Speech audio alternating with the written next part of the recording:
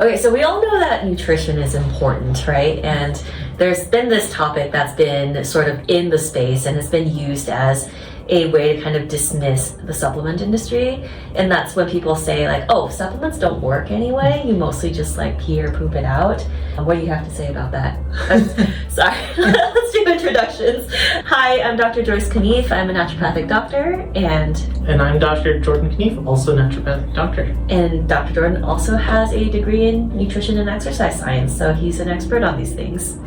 So what do you think when people say, oh, I don't take multivitamins or supplements because they don't work anyway? Yeah, I mean, it's, as everything we talk about, it's always complicated. Obviously, the preferred way to go about things is to just get everything you need from your diet. We do know that, like, in 2025, there are some things you can't really get out of your diet unless you're very aggressive about kind of micromanaging things. A really good example is something like magnesium, which with just soil depletions and the way farming practices have gone, like most people are at least some amount of deficient in magnesium, other minerals, things like that. We just also live in a busy world, and it can be hard for people to eat the 8 servings of vegetables that I try to get them to eat every day, which means that it can be hard to get enough folate and other B vitamins and things like that, especially if you're not eating organ meats and things, which is and also just like iron for people who menstruate too, like getting enough iron. It can be hard. Yeah. And so supplements definitely just are really useful for a lot of people these days, and multivitamins do just go a long way towards bridging the kind of gap between diet and like what the body actually needs. But what do you say to the people who are like, well, it's just a pill and you don't absorb the stuff you take in pills? Yeah, I mean, it depends on the form. Like, it's a very blanket statement. It right? is. Yeah. and I get it from patients, I get it from other practitioners on the websites of different things of like, oh, well, blah, blah, blah, take mine, everything else doesn't work. Mine is a whole food supplement. Right? So, I mean, some of it comes down to just like the form, right? There's pressed tablets, there's capsules. Those capsules can be made out of cellulose, they can be made out of gelatin. Really cool liposomal multivitamins these days, other liquid forms of vitamins. Oh, the like really cool ones with like oil in them, and there's like little capsules, and then it's visually very interesting. But yeah, I'll let you talk more about the quality. Yeah, so pressed tablets can be harder to digest if you don't take enough water, if you don't have enough stomach acid, all those kinds of things, right? Because it is compressed, and so it has to be digested from the outside in, and so whatever's left over then is left over in those cases. Things like capsules, as long as that capsule can dissolve, those contents then spill out and are very easily kind of approached by all the different enzymes and absorptive surfaces in the GI. Liquid supplements obviously are going to have a leg up in that realm of things. Liposomals are on their own whole level. You absorb them in the mouth. You don't even have to worry about the GI, which is kind of like their whole marketing shtick. Tell me, what is a liposomal formula? So liposomal basically just means that all the contents of, like, so in this context, the multivitamin are packaged in really tiny fat bubbles called micelles. They're almost always made out of phosphatidylcholine, and which is a phospholipid, the same phospholipid that makes up the vast majority of our cell membranes. And so by packaging things in those micelles, it allows kind of any absorptive surface that comes in contact with it to just immediately absorb it through the membrane, kind of bypassing any control mechanisms that we might have.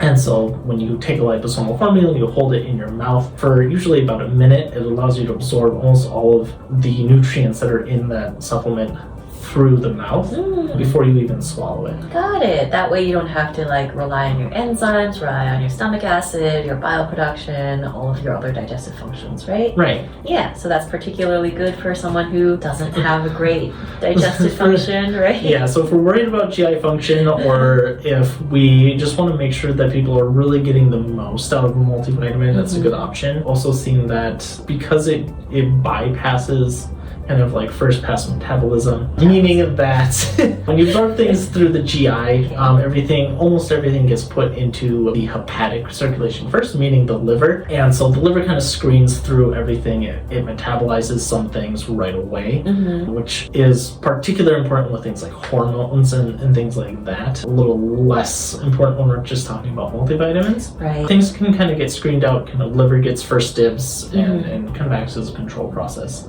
And so when we're doing something like a liposomal formula, it's absorbing through the mouth, just going into general blood circulation, getting returned to the heart and just kind of pumped everywhere. So it just bypasses that, kind of speeds up that process and makes it kind of peak in the blood faster. Because it's in those micelles, it also allows target tissues to kind of uptake it easier and faster. And so we're less reliant, again, on those control steps with cells and proteins that are kind of importing, exporting stuff. Takes less energy to kind of get the nutrients in. Yeah. What are the downsides of liposomal formulas? Downside is that they're expensive. Are they expensive? Basically twice as expensive as a normal kind of good quality multivitamin. They don't have the mineral component that a lot of multivitamins will, because it's just harder to pack minerals into the micelles, and so it's kind of its own area, I think, of kind of developmental research. But for now, it's a little different. It is what it is, and so those don't really have that mineral component. It's just the vitamins. Taste. Some of them don't taste too bad. Some of them do.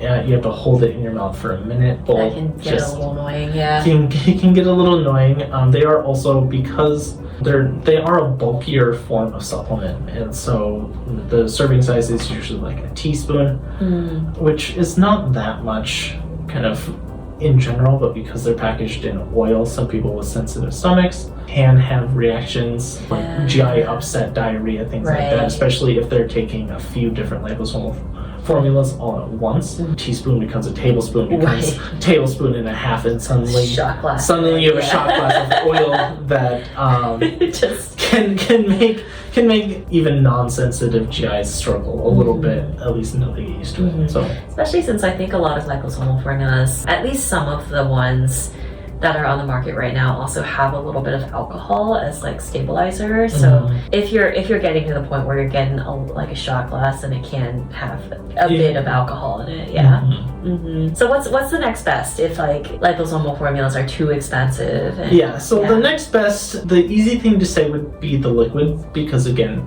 kind of easier absorption. In what I've seen is that the liquid formulas tend to be a little less robust in their formulation in general. They're either the kind of whole food based kind of marketing, which is really cool in theory. In practice, it tends to kind of under deliver some of the nutrients that we really want to be hitting harder at really low levels, and sometimes the way that we process things can make them more absorbable than the whole food based, right? And so some people just need more, and so that's why I usually go for capsules over the pressed tablets. Again, it's just easier to kind of break that capsule open and allow absorption rather than just eating away at a pressed tablet from the outside in. And I know for me at least, because like there are different forms of the best example for this is mineral supplements, especially things like iron, because iron is something that we tend to see deficient a lot, so we want to be able to have the best supplemental form of.